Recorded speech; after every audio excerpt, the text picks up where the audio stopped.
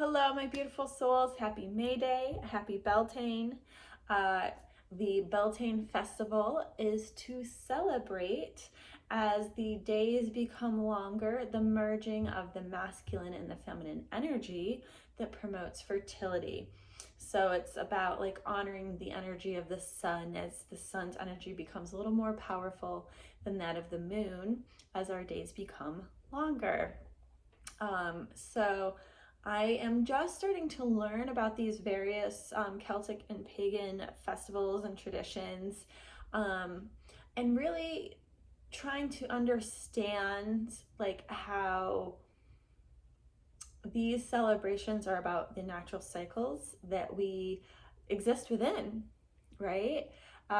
Which is really profound because I feel like this modern era has really kind of lost touch with a lot of that, especially with the growth of technology the way it has, which has been amazing for connection in a lot of ways, but it creates a disconnection in a lot of other ways.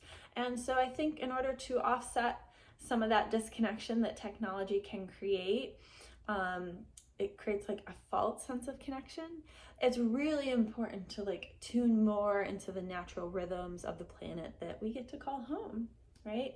For better or for worse, this is our home. It feeds us, it nourishes us, it provides us a place to grow and live and experience this existence that we call human life. And that deserves to be honored. So I am learning how to incorporate this more into my own life by just learning. And hopefully within the next year, I'll start to maybe embark in some more of the traditional celebrations that used to go along with these festivals. So I'm here today to do a reading for the month of May. And I've been so excited about doing these readings, to not just do the full and the new moon, but the monthly readings. I'm going to start incorporating weekly readings live on Facebook, because there's always like these cycles of energy, and as each cycle shifts and changes, it needs to be honored, and we can understand how that's affecting us, right? Because it's never just one thing that's in existence. I remember learning a number of years ago that if the world, the way we take in the world, right? If the world around us, all the information that exists is 1 million, our human capability to take in that 1 million is only plus or minus 4, right? So we're very limited in the scope in which we can absorb the information, absorb the energy around us. We're still very much a part of it, but we're only able to visually tune in to just so much. And so that's why we use tools like tarot cards, oracle cards, to help us kind of tune into the energies that that maybe we just need some support to tune into on a deeper level. Okay, so that is my little soapbox for the moment. So I've got myself set up a little differently today. I'm really exciting. The more I do this, the more I learn. And so I like working with the oracle cards in conjunction with the tarot cards. I use the Caroline Myss archetype cards as kind of like, well, what is the energy that we're working with? And then I bring in the Ascended Masters card to, well, what is the energy that can help us stay in the path of that light energy of those archetypes, because there's a light and a dark energy to all things. Everything is duality. And the Ascended Masters help us to stay in the energy of the light. And so for the month of May, and I find this to be very appropriate as we're coming into a little bit more of that divine masculine energy, that energy of the sun, that energy of like creation and action, we have the athlete. And the light energy of the athlete is dedication to transcending physical limits, including handicaps, development of personal willpower, and strength of spirit, right? That dedication, when I read more deeply about it, having integrity, an honor, a code of honor, and the shadow attributes is a misuse of athletic ability for selfish ends, false sense of invulnerability, and entitlement. Okay, so I think we can kind of like understand that without going too deeply. And the Ascended Masters card I focused for this is, that I focused for this, I was reading the card, that I pulled to help us focus this was, ironically, stay focused. And he kind of looks like Jesus, but he's not. His name is Katumi. And I won't read what the card says. I think it's pretty obvious. Stay focused, like very appropriate for an athlete. You need to stay focused to achieve your goals. But interesting about Katumi was a Sikh spiritual leader named Siddhartha Singh Sadhwan Ali, who lived in India during the 1800s. Madame Blavatsky, a founder of Theosophy, not sure what that is, must be religious philosophy, met Katumi during his lifetime and later channeled his messages after his death. Some New Age teachers believe that Katumi was St. Francis and Pythagoras in previous lifetimes. Call upon Katumi for motivation and focus upon your priorities and divine life purpose. Commit to your priorities and spending time each day devoted to projects that are dear to your heart. And also detoxify your diet to help your mind to be clear and focused. And in Ayurveda, springtime is a great time for a detoxification. We have that Vata energy in for movement, so that supports detoxification, stagnation of energy, which an athlete bringing in physical movement and staying focused helps facilitate that detoxification. So really beautiful energy for the month of May here that we have. And so let's move now to our tarot cards. The energy of the month is the Hierophant, which, interesting, last month the Ascended Masters card was teacher. And the Hierophant is a teacher. So we're still seeing an evolution of this teacher energy. Learning from a teacher, maybe being a teacher for someone else, or a mentor, or a coach even. Maybe now this is a great time to seek out someone to assist you on your journey, whether it's a healing journey or growing your business. So very cool that we're seeing that continuation of energy. And actually, was that? No, it's reversed last time. The money card, we have the Five of Swords reversed. And the Five of Swords is usually representative of like there's been a conflict and someone is the winner and someone is a loser. And with it reversed, this has had, in the money scenario, this conflict has taken a toll on your finances. Maybe, you know, what's the phrase, like the graceful loser, I can't, it's not coming to mind, but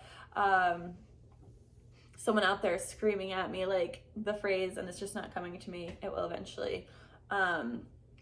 So when we are too set on winning, we can inadvertently hurt those around us, and as a result it's hurting our finances, right? Sometimes we have to compromise, which again, that energy of the athlete, good sportsmanship, right? That's Five of Swords is like, you have not had good sportsmanship and your finances are suffering as a result. And staying focused and having some grace, some couth, will help facilitate shifting that energy in a more positive way. And then in the love, we have the Seven of Swords, which, you know, the first thing that's popping to mind is maybe we're lying to some people who are close to us. I don't always interpret this card the traditional way, but right now that is what's coming up. Like maybe someone's been lying to someone, or maybe you've been lied to by someone that's close to you and you're feeling a little hurt about that. And it's interesting, we have swords in love and money right next to each other. Maybe there's some close relationships that have created this struggle that has resulted in some financial loss. And then we have work is the Ace of Swords. So a lot of sword energy. Once again, April was a lot of sword energy. We had the Ace of Swords and the Seven of Swords last time in different positions. But for work, we have the Ace of Swords. So it's time for some new ideas, to bring those in, to create something new and fresh. Like maybe this is why, with money, things haven't been working out, because you just need something new, right? The swords are all about that intellect, that air energy, that vata energy, and the Hierophant really is supporting all of this sword energy as well. Like thinking about things a little more analytically. And right now we're still at Mercury retrograde as well. So, you know, I view Mercury retrograde not as a time of like obstacles, but as a time to slow down and catch up with things that have been forgotten or fallen to the wayside, which can be viewed as obstacles if they've not been taken care of in a timely manner. So with this Ace of Swords and this work energy, we're going to have Mercury turning direct in on the 15th of May. And we have Pluto actually turning retrograde today. And Pluto is the planet of transformation. So right now we've got Pluto and Mercury are both retrograde. It's time to kind of like take stock of what's not working, so we can create some new ideas and move forward. And then for our health card, we have the Six of Cups.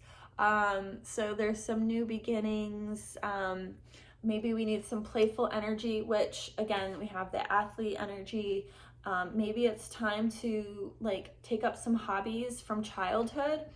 This is really funny. I always talk about how as adults, we kind of stop doing all the hobbies and things and athletic activities that we do as children once we reach that coming of age, right? It's like you're in school, stay active, and then you go to college and you gain the freshman 15 and you stop playing sports. And that facilitates a lack of community, right? And so this health card, the Six of Cups, is kind of reminiscent of childhood. Maybe it's time to kind of go back to those childhood hobbies and activities that really lit us up. And in doing so, it'll help facilitate our growth, our health. We have this athlete card here again, like, you know, let's stop being the couch potatoes. The winter's over. It's time to get up and get moving. And then for spirit, our spirituality, our connection to the divine, we have Death reversed. And this signifies to me that we are transitioning out of really outdated belief systems. We're exploring new ways of connecting with the divine. Maybe old belief systems are breaking apart, and that can kind of make us feel a little uneasy, where we start questioning like everything that we know and have been taught all our lives, and definitely have been experiencing some of this. But that's okay, right?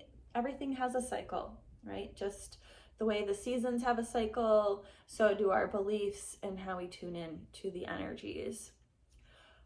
So this, I feel like, is a good time. So the month of May is a time of learning, of reflection, of tuning in to some energies, tuning into the energies and figuring out what's working and what we need to let go of, and maybe pulling in some of that energy from childhood. Like, what were the things that made you happy? For me, I'm like thinking of like, okay, it's finally time to go buy that new pair of rollerblades and start rollerblading again. It's been like coming up for me a lot lately, and I'm like seeing this card, I'm like, let's go. So this is really a great time to go through that like detoxification process. Again, like the Death reversed, detoxification on a personal level, spiritual detoxification, letting go of outdated ways or systems of belief, and tuning in to some newer energies, and you know, staying in our bodies, using our bodies. You know, the idea of Christ consciousness is that we are divine beings, but we have been gifted with this heavenly experience, and we should really embrace our physical bodies and be grateful for that. And the athlete kind of supports that, like, go be active, enjoy the gift of being human. And this will help you stay focused on what actually matters and will help you have new ideas, right? Like, movement creates inspiration. Movement facilitates more action. But, you know, still acting from that place of ethics and what was the word that they said in here? Morality, making sure that we're not just like bullying people. You know, we can make things be fun as long as we're not taking advantage of the people around us, ensuring like an even playing field. So yeah, that gives me a lot of optimism. March was a little, I think back to March's reading, and I pulled the death card, and a number of people that I knew, either like firsthand or second and third hand, died, and it was an interesting time because it all happened around my mother's birthday, and she passed away 3 years ago. So it really brought up like a revisiting of grief, but it allowed me to heal some of that grief. And then April was kind of like what's going on here, you know? And so May just feels like a lot lighter. It's time to, like, you know, now we've got the death reverse in the spirit. And an interesting fact when I was reading about Beltane, similar to Halloween, the ancients believed that as we transitioned more, like, how is it said? That there's twice a year where you start to get like the deeper, you feel the transition of right now it's more dark to less dark to more light, and Halloween is less light to more dark. This is when the veil is the thinnest between worlds, and it's easier to communicate with spirits that have passed on the other side. So maybe it's time to kind of like tune into the messages from loved ones who have passed on, who are here as our guardian angels as we continue to live in our human forms in this reality. So, that just gave me chills. It is my intention that this message finds whoever needs to hear it the most. I hope this message brings you some healing, some direction. If you have any questions, you can contact me through my website. The link is going to be below. I offer personal readings. I am here to help you facilitate your own healing journey. And I will be posting more videos as I explore the emotion code on a personal level and share my journey through that. So stay tuned for that as well. Thank you so much for tuning in. If you've made it to the end, I deeply appreciate you, and I hope you stay tuned for more. Namaste.